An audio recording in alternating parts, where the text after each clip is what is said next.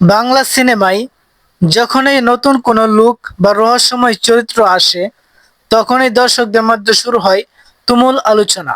আর এবার সেই আলোচনার কেন্দ্রবিন্দুতে রয়েছেন সুপারস্টার শাকিব খান।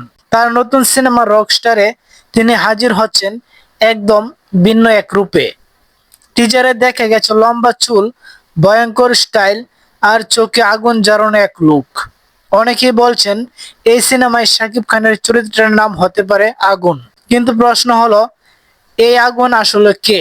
কেউ বলছেন তিনি একজন বিখ্যাত রকস্টার, আবার কেউ বলছেন তিনি সমাজের বিরুদ্ধে দাঁড়ানো এক বিদ্রোহী চরিত্র। টিজারের কিছু দৃশ্যে দেখা যায় বিস্ফোরণ, অ্যাকশন আর অন্ধকার এক পরিবেশ। এতে ধারণা করা হচ্ছে সিনেমাটিতে থাকতে পারে প্রতিশোধ আর পাওয়ারফুল ইমোশনের গল্প। সবচেয়ে অবাক করার বিষয় হলো শাকিব খানের এই লুক আগে কখনো বাংলা সিনেমায় দেখা যায়নি। ড্রেডলক স্টাইল, স্টাইলিশ পোশাক আর রহস্যময় এক্সপ্রেশন, সব মিলিয়ে আগুন চরিত্রটি এখন দর্শকদের কৌতূহলের কেন্দ্রবিন্দু।